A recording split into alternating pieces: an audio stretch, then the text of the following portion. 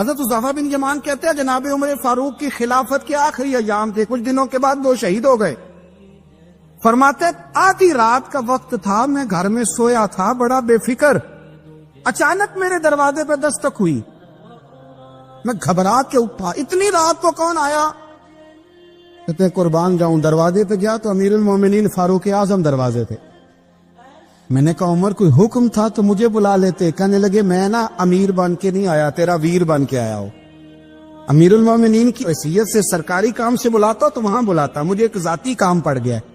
کہتے میں نے عمر کو گھر کے اندر بلا کے چارپائی پہ بٹھایا، میں نے کہا حضور میں غریب آدمی، میں کیا آپ کے کام آ سکتا ہوں؟ تو کہتے ہیں انہوں نے نا مجھے ساتھ بٹھا لیا، پھر میرا ہاتھ پکڑ لیا، کہنے لگے تو عمر کو جانتا ہے؟ عمر جھوٹ نہیں بولتا، تو جانتا ہے عمر وعدوں کا پکا ہے؟ کہا حضور جانتا ہوں۔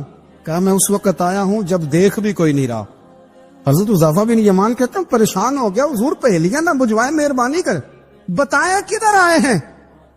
حضرت عمر فاروق فرمانے لگے 62 سال کا ہو گیا ہوں، 63 میں چل رہا ہے، داڑھی سفید ہو گئی ہے، پھل پک گیا، اٹھ فریدہ ستیا، داڑھی آ گئی پور، اگا نیڑے آ گئی، پیچھا رہ گئی دور، اب قبر اشر کا معاملہ صاف نظر آنے لگا ہے۔ کہا حضور مجھ سے کیا چاہتے ہیں؟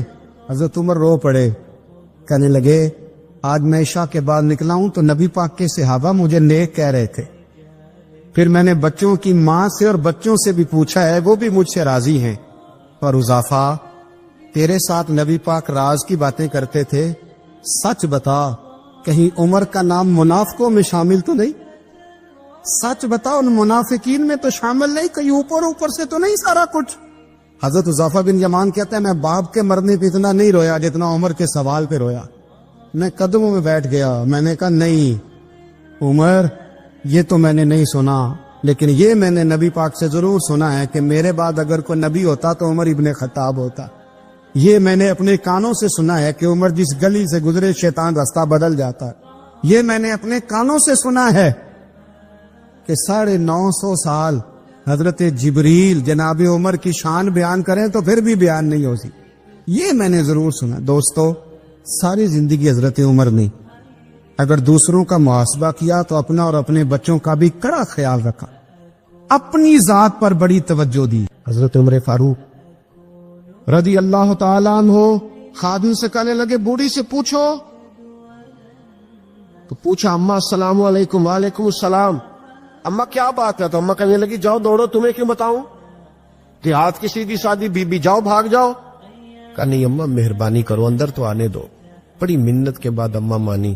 عمر فاروق عام آدمی نہیں جس سے دنیا کامتی ہے، حضرت عمر اندر گئے، اماں کیوں پریشان ہو؟ تو اماں کہنے لگی تمہیں کیوں بتاؤں، میرا اپنا دکھ ہے، چل اماں بتا دے تیری مہربانی۔ اماں کہنے لگی میں ایک بیوہ ہوں، بے اولاد ہوں، کوئی میرا سہارا نہیں، مجھے عمر فاروق سے بڑی شکایت، میرے اوپر 25 دینار کا قرضہ چڑھ گیا ہے اور 3 دن ہو گئے میں نے روٹی نہیں کھائی، اور عمر نے میری خبر نہیں لی۔ حضرت عمر کو پتہ چل گیا اللہ وارث ہے، اس کا کوئی 2 4 10 ہزار ووٹ کوئی نہیں، ایک کو میکے سے 6 مربے نہیں لے کے آئی، ایک اکیلی تنہا۔ اور بھائی جب اللہ کا خوف ہوتا ہے تو پھر انسان ان غریبوں کو بھی مناتا ہے، پھر ریڑھی والے کی بھی اہمیت بڑھ جاتی، پھر رکشے والے کی قدر بھی بڑھ جاتی۔ حضرت عمر فاروق رضی اللہ تعالیٰ عنہ کہنے لگے اماں عمر سے شکوہ ہے؟ کہاں؟ جناب عمر کہتے ہیں میں نے ایک جملہ کہا تو اماں نے تو مجھے لاجواب کر دیا۔ میں نے کہا اماں عمر کو کیا پتا کہ تو بھوکی اور مقروض ہے، اسے کیا خبر؟ تو اماں کہنے لگی کیا کہا تم نے؟ عمر کو خبر نہیں، اسے پتا نہیں؟ تو عمر سے کہو نا چھوڑ دے حکومت، اس کے حوالے کرے جو خبر رکھ سکتا ہے، کیوں بیٹھا ہے؟ پھر ہمارے حکمران کہتے ہیں ابھی میں صدمے میں ہوں، نکلوں گا تو بات کروں گا، نہ ادھر ادھر کی تو بات کر، یہ بتا کہ قافلہ کیوں لٹا، مجھے رہزنوں سے غرض نہیں، تیری راہبری کا سوال ہے، ہاں تجھے جواب دینا پڑے گا۔ حضرت سیدنا عمر فاروق رضی اللہ تعالیٰ عنہ سے اماں کہنے لگی نہیں خبر رکھ سکتا تو حکومت کیوں کرتا، چھوڑتا کیوں نہیں؟ تو حضرت عمر کہتے ہیں میں کانپنے لگا، دوڑے گئے جناب عمر، میں نے کہا اس اماں کا 6000 ووٹ نہیں کہ اس کی قدر کی جائے، یہ اماں کوئی بہت آکسفورڈ یونیورسٹی کی ڈگری ہولڈر نہیں کہ اس کی بات مانی جائے کہ لاوارث اور بیوہ بی بی. عمر دوڑے گئے, گھر سے اناج کا تھیلا کندھے پہ رکھا, 25 دینار بھی لیے, پکا پکایا کھانا بھی لیا. خادم کہنے لگا حضور مجھے دے دے, میں اٹھا لیتا ہوں. تو حضرت عمر فرمانے لگے چل وعدہ کر قیامت کے دن بھی میرا بوجھ اٹھائے گا. کہنے لگا جی نہیں, وہاں نہیں اٹھا سکتا. فرمایا پھر آج بھی نہ اٹھا, مجھے ہی اٹھانے دے, یہ میرا بوجھ ہے تو مجھے ہی. اماں کے سامنے 25 دینار بھی رکھے. پھر اماں کو حضرت فاروق اعظم نے 2 مہینے کا راشن بھی دیا, پھر پکا پکایا کھانا بھی دیا. معمولی آدمی کی بات نہیں کر رہا, 24 لاکھ مربع میل کا حکمراں. حضرت عمر مدینے میں بیٹھ کے کبھی للکار دے تو کیسر و کسرا کی ٹانگیں کانپے. جناب عمر فاروق رضی اللہ کھانا کھلا کے, اماں چارپائی پہ تھی تو عمر نیچے بیٹھ گئے. کہنے لگے اماں چل عمر کو معاف کر دے, چل چل جانے دے, کوئی عرض نہیں, بیچارے کو پتہ نہیں چلا. تو اماں کہنے لگی تو نے پھر عمر کا ذکر چھیڑ دیا. بیٹے میرے گھاؤ بڑے گہرے ہیں, میرے زخم بڑے سخت, تلے جب پھٹے تو تجھے دکھاؤں کتنی تکلیف میں ہوں. میں تو پکا ہوا پھال ہوں, کسی وقت بھی دنیا سے چلی جاؤں گی. میں نے عمر کو معاف نہیں کرنا. جب میں قبر میں جاؤں گی نا, نبی کریم علیہ السلام آئیں گے تو میں عمر کی شکایت کروں گی. میں کہوں گی حضور اس سے پوچھئے یا رسول اللہ, بیوہ اور بوڑھی کا خیال ہی نہیں کیا. تو آپ کے غلام کہتے ہیں میں نے عمر کو کبھی اتنا روتے نہیں دیکھا جتنا آج روئے. کہنے لگے اماں عمر کو میں جانتا ہوں, وہ کمزور ہے, یہ شکایت نہ لگانا, وہ کمزور ہے, مقابلہ نہیں کر سکے گا, یہ شکایت نہ لگا, چل معاف کر دے. تو اماں کہنے لگی اچھا تو مجھے کچھ اچھا لگتا ہے, جا تیری خاطر عمر کو معاف کیا. تو پیارا لگا ہے, جا معاف کیا, تیری خاطر معاف کیا, تیری خاطر عمر کو معاف کیا. حضرت عمر فاروق کہنے لگے مجھے لکھ کے دو. کون اتنے جتن کرتا, کون؟ کسی سے کہنا جا اپنی اماں کو منا لے, تو کہتے ہیں نہیں میری غلطی کوئی نہیں, تو مناؤں کس بات پہ, ہمیں تو 20 دلیلیں آتی ہیں. جا ابا کے پیر پکڑ لے. پتہ ہے نبی پاک علیہ السلام نے فرمایا جس کا باپ راضی ہوگا اسی کا اللہ راضی ہوگا, اور جس کا باپ ناراض ہوگا وہ سارا دن وظیفے پڑھے, اس کا اللہ راضی. یہ ابو داؤد شریف کی حدیث. نبی کریم صلی اللہ تعالی علیہ وسلم نے جو اپنے غلاموں کی تربیت کی, تو حضرت عمر فاروق کہنے لگے لکھ کے دو, لکھ دو. تو اماں کہنے لگی آپ لکھیں میں سائن کر دیتی ہوں, آپ لکھ دے میں سائن کرتی ہوں. حضرت عمر نے لکھا فلاں بنت فلاں کو عمر سے شکایت تھی, پھر انہوں نے عمر کو معاف کر دیا. اماں سائن کرنے ہی لگی تھی کہ مولا علی شیر خدا آ گئے, حضرت عبداللہ ابن مسعود آ گئے.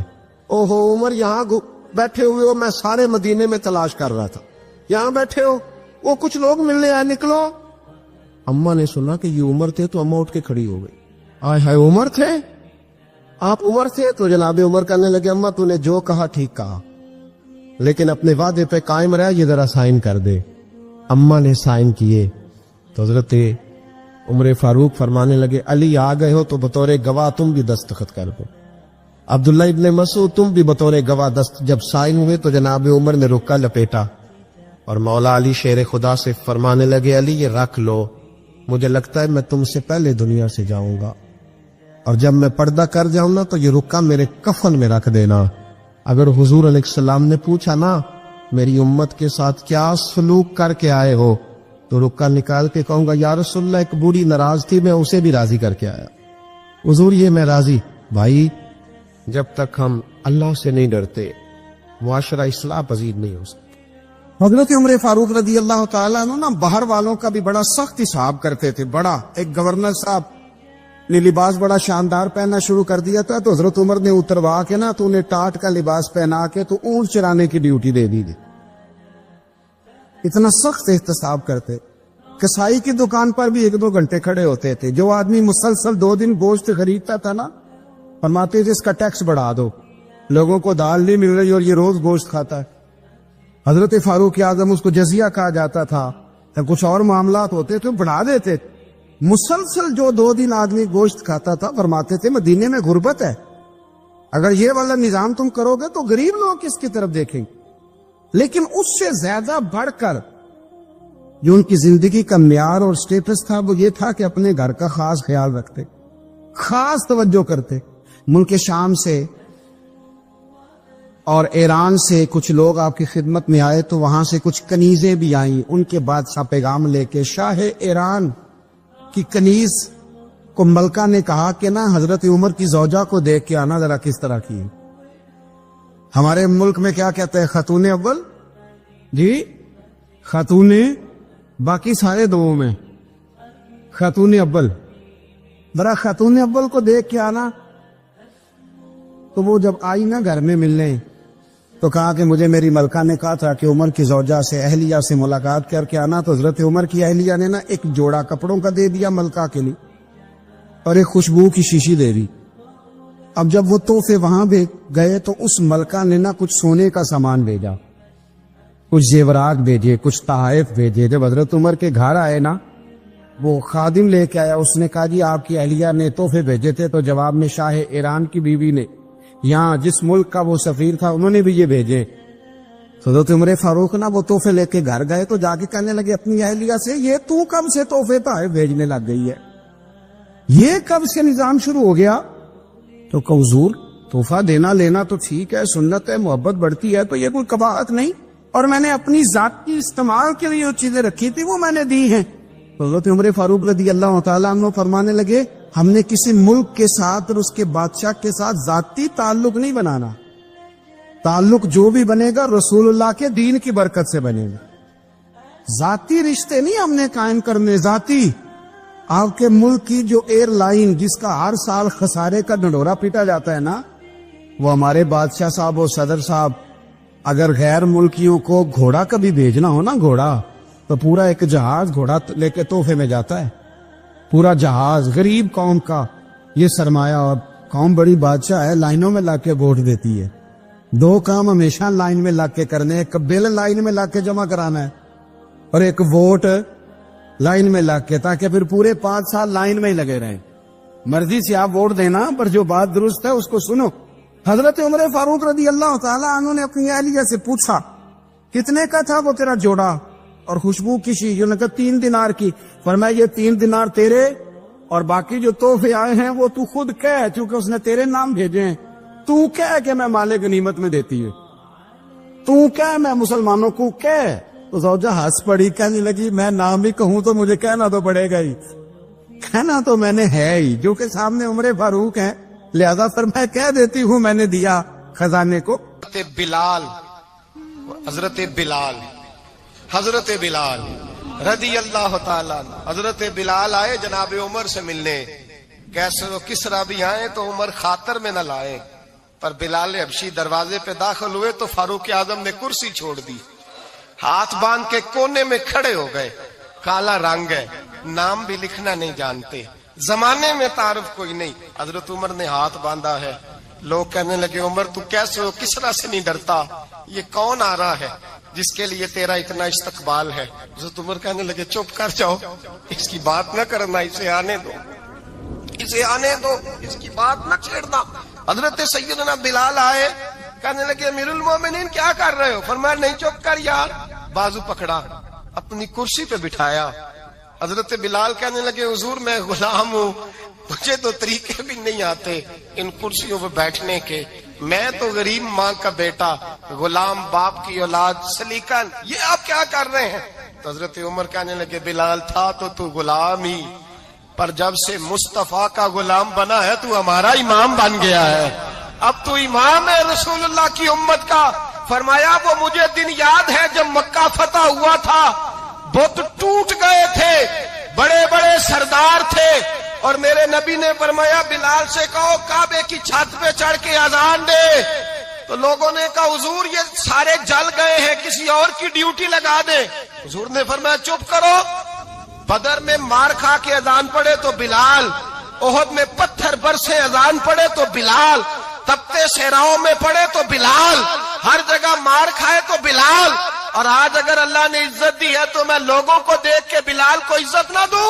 میں بتانا چاہتا ہوں کہ رسول اللہ کی غلامی میں عزت ہے. فرمایا کوئی اوپر نہیں چڑھے گا، ابو بکر بھی نیچے، عمر بھی نیچے، عثمان و علی، طلحہ اور زبیر بھی نیچے. آج یہ حبشی غلام کعبے کی چھت پہ چڑھے گا اور میں دنیا کو بتاؤں گا کہ اصل عزت اسی کے پاس ہوتی ہے جو رسول اللہ کا غلام ہوا کرتا ہے. بھائی یاد رکھیں عزت حضور کی غلامی میں ہے نہ یہ دیکھو میری برادری کیا کہتی ہے. حضرت سلمان فارسی گورنر تھے, کھانا کھا رہے تھے, دسترخوان بچھا تھا. رسول پاک صلی اللہ علیہ وسلم کا فرمان ہے روٹی کا لقمہ دسترخوان پہ گرے اٹھا کے کھا لو, اللہ تمہاری بخشش فرما دے گا. دسترخوان صاف ہوتا ہے. روٹی, بڑے گورنر تھے آپ, بڑے بڑے سفیر بیٹھے تھے, وزیر بیٹھے تھے, روٹی کا لقمہ گر گیا. آج تو لوگ فیشن میں عزت ڈھونڈتے ہیں نا, وقار ڈھونڈتے ہیں کہ میں جدید دنیا کے ساتھ مل جاؤں, میں معاذ اللہ لڑکی لڑکے اکٹھے بٹھا کے منگنی کروں تو میں ماڈرن شمار ہو جاؤں گا, میں بڑے بڑے ڈھول بجاؤں تو ماڈرن بنوں گا, میں اگر مہندی پہ سارے تماشے کر ڈالوں تو میں ماڈرن ہوں. دیکھو عزت کس بات میں. حضرت سلمان فارسی روٹی کھا رہے تھے, سفیر وزیر نہ جانے بڑے بڑے لوگ بیٹھے تھے, کھانا کھاتے کھاتے لقمہ گرا دسترخوان پہ. حضرت سلمان فارسی نے سمیٹا, منہ میں رکھا, پھر انگلی مار کے دسترخوان صاف کیا. ایک صحابی کان میں کہنے لگے سلمان کیا کر رہے ہو, کیا کر, آپ گورنر ہیں, سوچئے تو صحیح, یہ لوگ کیا کہیں گے دنیا دار کے مسلمانوں کو روٹی نہیں ملتی, اٹھا اٹھا کے کھا رہے. کان میں بات کی, کان میں. حضرت سلمان فارسی کان میں جواب دے سکتے تھے, کہہ سکتے تھے نہیں ایسے ہی کرنا ہے, انہوں نے کان میں بات کی. لیکن جناب سلمان فارسی اعلی اعلان بولے, کہنے لگے ان 4 5 6 دنیا داروں کے لیے میں اپنے نبی کا طریقہ چھوڑ دوں, اپنے رسول کی سنت چھوڑ دوں. یہ 4 5 دنیا دار دنیا کی طرف دیکھ کے میں مصطفیٰ سے منہ موڑ لوں. پھر جوش جذبات میں سر سے پگڑی اتار دی, رونے لگے. آپ فرمانے لگے میں مدینے کے بازاروں میں کھجوریں اتارتا تھا, نوکریاں کرتا تھا, یہ جو میرے سر پر عزت کے بال ہیں یہ محمد عربی کے اگائے ہوئے ہیں, رسول اللہ کے اگائے ہوئے. عمر فاروق مدینے سے مکے گئے تھے تو پیدل ہی حج کرنے چلے گئے, پیدل ہی. اور جناب عمر فاروق رضی اللہ تعالیٰ عنہ عید کی نماز پڑھانے گئے, عید کی نماز عمر خطبہ عید دینے گئے. اور اس زمانے میں کون سا غریب ہے جو ننگے پاؤں جاتا ہو, کون سا غریب ہے جو مسجد ننگے پاؤں جاتا ہو. لوگوں نے تو 3 قسم کی چپلیں رکھی ہوئی ہیں, ایک مسجد جانے کی علیحدہ ہے, گھر پہننے کی علیحدہ ہے, شادی بیاہ پہ جانے کی چپل علیحدہ ہے. حضرت عمر فاروق رضی اللہ تعالیٰ عنہ نکلے عید کا خطبہ دینے کے لیے, تو بیوی سے کہنے لگے جوتا, اس نے کہا صاحب اتنی دفعہ ٹوٹا ہے اب گانٹھا نہیں جا سکتا, اتنی دفعہ ٹوٹا ہے کہ اب دوبارہ پیمند نہیں لگ سکتے. حضرت عمر کہنے لگے چل کوئی حرج نہیں, بغیر جوتے کے ننگے پیر ہی چلتے, کوئی حرج نہیں. تو کہنے لگے لوگ کیا کہیں گے, فرمایا چپ کر. لوگ, جس دن عمر نے یہ دیکھ لیا نا لوگ اس کے بارے میں کیا کہتے ہیں, اس دن عمر نہیں رہے گا. تو کہا پھر آپ کا نظریہ کیا ہے, فرمایا میرا نظریہ یہ ہے کہ رب رسول میرے بارے میں کیا کہتے ہیں, لوگوں کا کیا ہے. لوگ کل کسی کے بارے میں کچھ کہتے ہیں اور پرسوں کچھ کہتے ہیں, میرا نظریہ یہ ہے کہ رب رسول میرے بارے میں ننگے پیر عمر جا رہے ہیں. میں اکثر سوچتا ہوں حضور نے جہاں بھی کہا نا, فرمایا میرے بعد نبی ہوتے تو خطاب کے بیٹے عمر ہوتے.